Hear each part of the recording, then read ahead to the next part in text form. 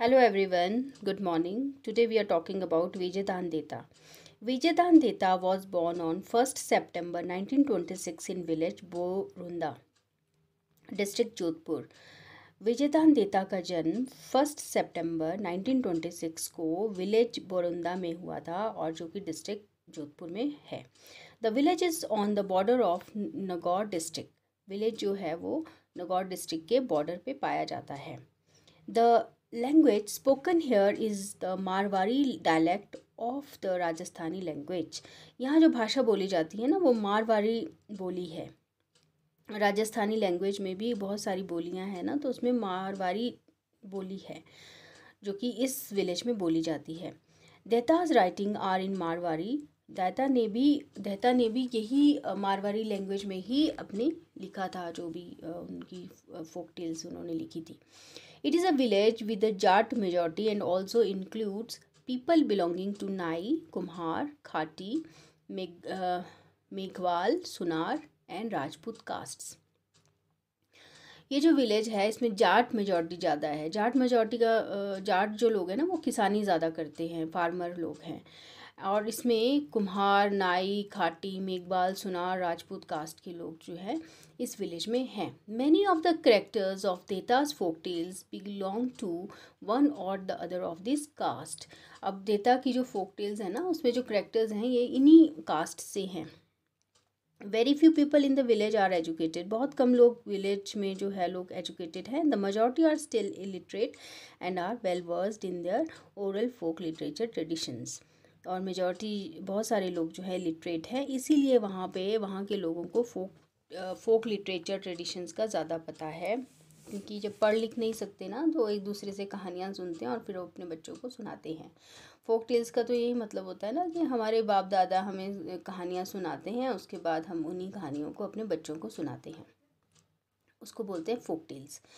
Deta belonged to the Charan caste, which has traditionally had close links with the literature and royal courts. देता जो है ना वो चरण कास्ट से बिलोंग करते हैं। जो हमारे राइटर हैं द कॉम्प्रोमाइज शॉर्ट स्टोरी के, वो चरण कास्ट से बिलोंग करते हैं और ट्रेडिशनली उनका जो लिंक है वो लिटरेचर और उनके रॉयल कोर्ट से बहुत ज़्यादा है। उनका जो उनको मतलब इन लिटरेचर का बहुत ज़्यादा ज्ञान है इस कास्ट को।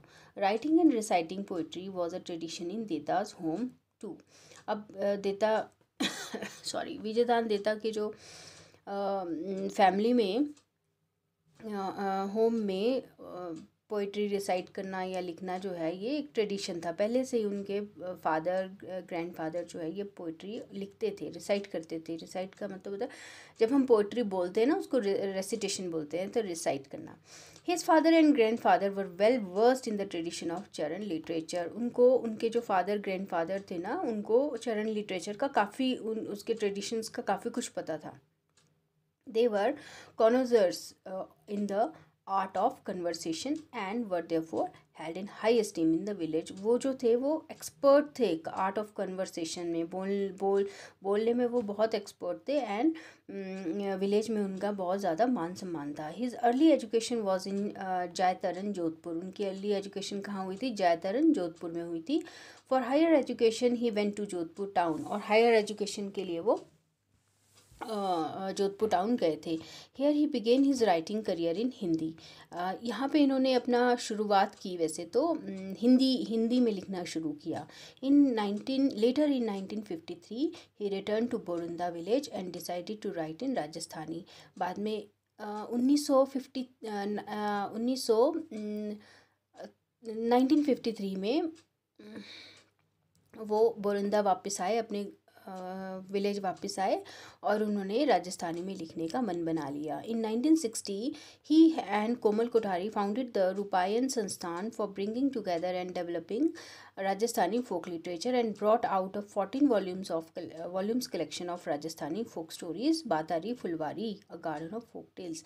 उन्होंने क्या किया 1960 में जब वो वापस आए ना राजस्थान अपने बोरुंदा में वापस आए, तो उन्होंने कोमल कोठारी नाम के व्यक्ति के साथ रूपायन संस्थान की स्थापना की और उन्होंने राजस्थानी फोक लिटरेचर को वहाँ उसमें लाया और पब्लिश किया। उन्होंने 14 वॉल्यूम्स की एक कलेक्शन जो कि राजस्थानी फोक स्टोरीज की थी, उसको उन्होंने पब्लिश किया और उसको नाम दिया गया Batari Phulwari garden of folk tales. This constitutes one of the many achievements of his literary career. अब इसमें उन्होंने वैसे तो बहुत सारे अचीवमेंट्स हासिल की, लेकिन ये उनकी उन अचीवमेंट्स में से उनकी एक अचीवमेंट थी। In no other language is there a collection of folk tales of such discrimination and taste.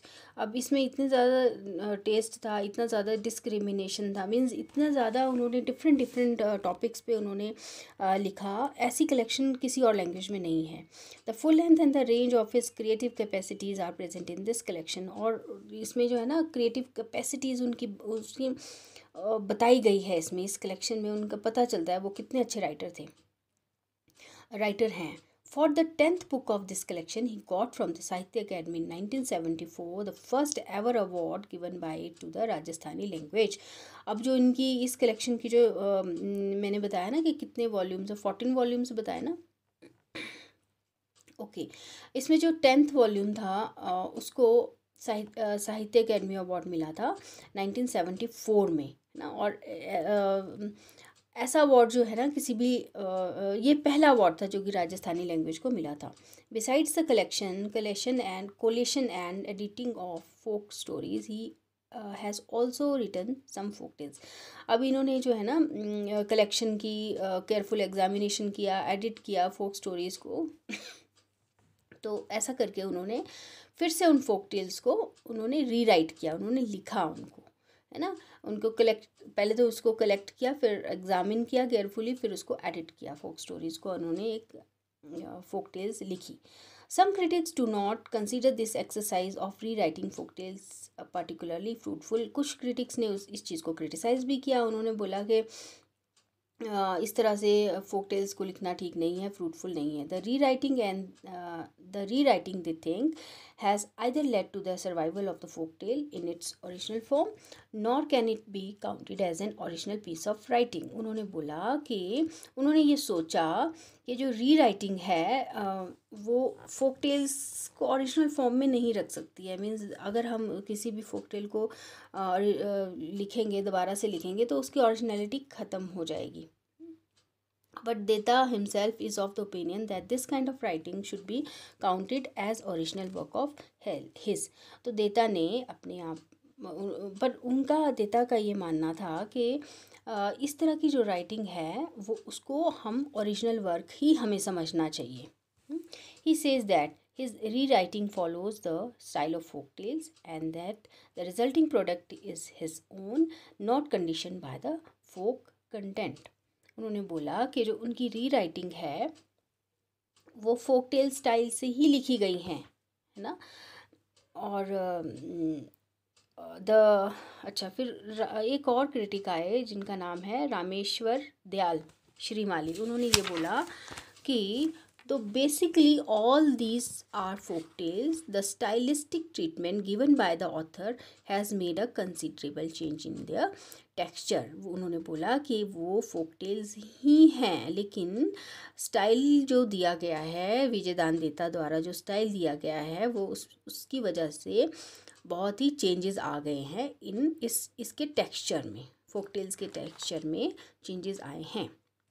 To derive different conclusions from the existing forms of some of these tales, the author has given twists and turns to the prevalent text, thus trying to superimpose his own ideals. तो उन्होंने ये भी आरोप लगाया विजयदान देता पे कि different conclusion निकालने के लिए इन टेल्स की जो एग्जिस्टिंग फॉर्म में डिफरेंट कंक्लूजन्स निकालने के लिए ऑथर ने ट्विस्ट एंड टर्न्स दिए हैं, इसलिए ये जो है ओरिजिनल फॉर्म नहीं लगती है। Apart from merits of literary workmanship in such attempts, it is tragedy that the originality of the tales has been set aside.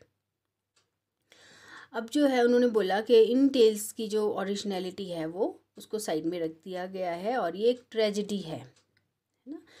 अच्छा, फिर है बिसाइड दीज री राइटिंग देता हैज़ ऑल्सो रिटन। अब देता हम विजयदान देता जी के बारे में बात करें कि besides these rewritings Detha has also written as we said earlier stories of his own stories that are his original compositions. उन्होंने बोला कि देता जो है वो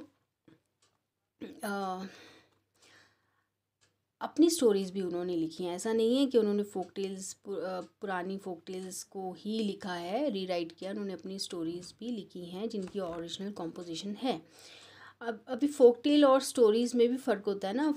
जो हमारी फोक टेल्स होती हैं ना वो तो पास्ट की होती हैं और ट्रेडिशनल होती हैं ना, लेकिन जो स्टोरीज़ होती है ना वो इंडिविजुअल अपने एक्सपीरियंस के हिसाब से लिखता है। ये जो स्टोरीज़ इनके द्वारा लिखी गई हैं ये बाद में इनको हिंदी में भी ट्रांसलेट किया गया था। After the publication in Hindi of Duvidha and other stories and the collection of stories Ulzhan, fame on an all India level came to him. Okay, now उनकी दो जो है स्टोरीज़ की कलेक्शन है, दुविधा एंड अदर स्टोरीज़ एंड उलझन। इसके बाद तो उनको ऑल इंडिया लेवल पे फेम मिला था। Some stories of this collection too are based on folk stories. अब इसमें कुछ स्टोरीज़ की कलेक्शन तो ऐसी भी है जो कि फोक स्टोरीज़ से ही रिलेटेड है, वही है the main theme of his. बोलने का मतलब है कि उन्होंने फोक टेल्स भी लिखी और उन्होंने अपनी स्टोरीज़ भी लिखी। और ये जो द अदर स्टोरीज़ दुविधा एंड अदर स्टोरीज़ है या उलझन है, इसमें मिक्स है सब कुछ, अपनी स्टोरीज़ भी ओरिजिनल भी और फोक टेल्स भी हैं। Okay, the main theme of his narrative are thus familiar. अच्छा, थीम के बारे में बात की जा रही है कि जो थीम है ना वो फैमिलियर है, जैसे कि बोल सकते हैं लव है ना, किसी लेडी पे लिख दिया, किसी बच्चे पे लिख दिया, इस तरह के जो थीम होते हैं एजुकेशन ये वो, इस पे मतलब एक फैमिलियर सा थीम है। Okay, some other stories however deal with themes hitherto not dealt with. और कुछ जो स्टोरीज़ हैं कुछ ऐसे थीम्स भी हैं जिनको कि पहले नहीं लिखा गया था, कुछ ऐसे थीम्स भी हैं। तो डिफरेंट थीम्स हैं, लेकिन जैसे कि ये द कॉम्प्रोमाइज़ स्टोरी हम पढ़ रहे हैं, इसका तो थीम ही बहुत अलग है ना। एक तरह से करप्शन पर ही है, एक तरह से कि आदमी ने अपनी आत्मा की आवाज़ सुनना बंद कर दी और फिर वो करप्ट हो गया और उसने बहुत सारा पैसा कमाया।